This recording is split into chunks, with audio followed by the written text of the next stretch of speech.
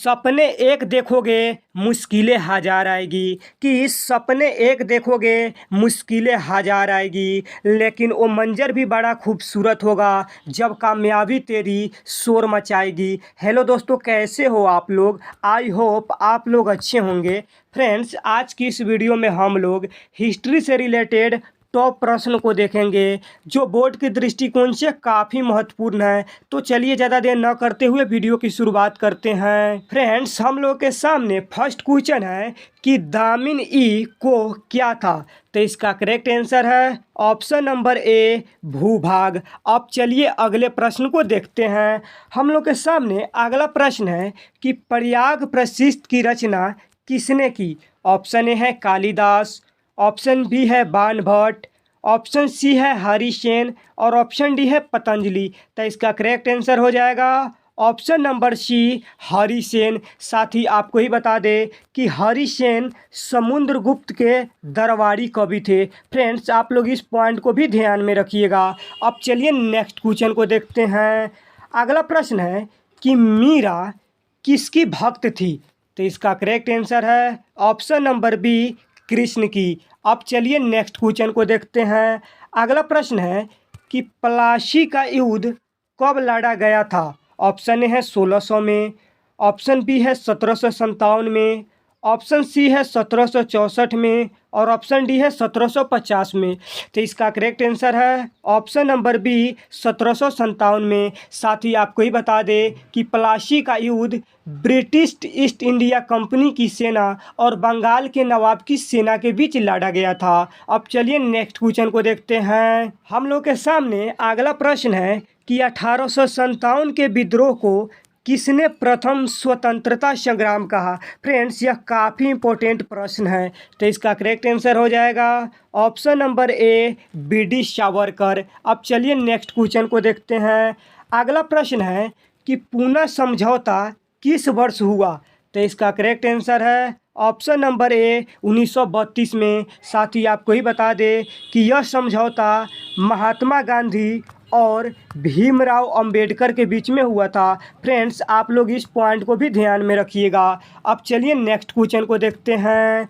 अगला प्रश्न है कि आइन ए अकबरी किसने लिखा।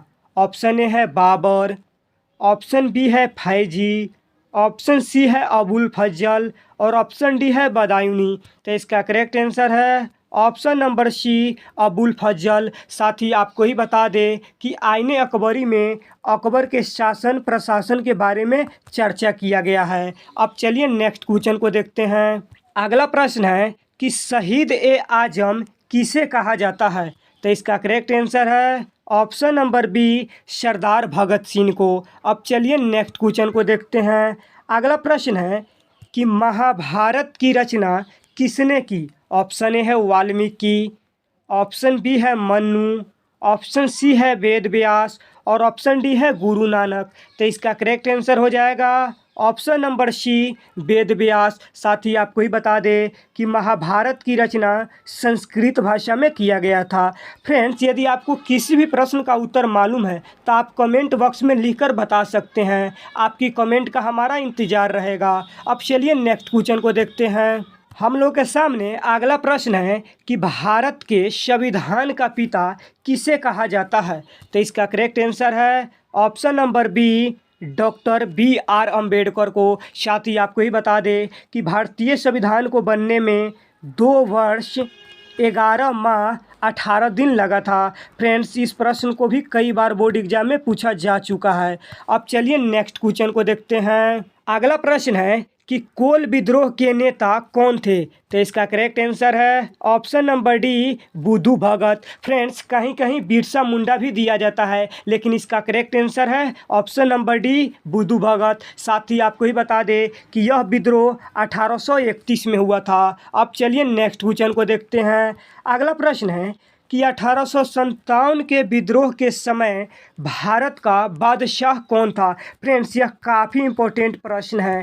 तो इसका करेक्ट आंसर है option number B, Bahadur Shah द्वितीय। साथ ही आपको ही बता दें कि बहादुर शाह द्वितीय को बहादुर शाह जफर के नाम से भी जाना जाता है।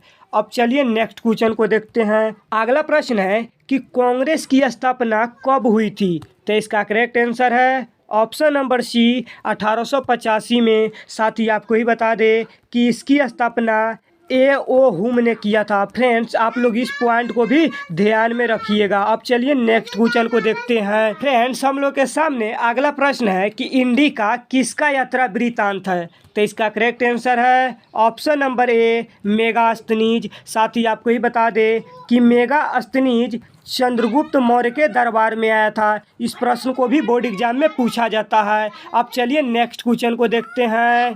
फ्रेंड्स, हम लोग के सामने अगला प्रश्न है कि प्रसिद्ध विरूपाक्ष मंदिर कहाँ स्थित है? तो इसका करेक्ट आंसर है ऑप्शन नंबर ए हम्पी। साथ ही आपको ही बता दें कि हम्पी कर्नाटक राज्य में स्थित है।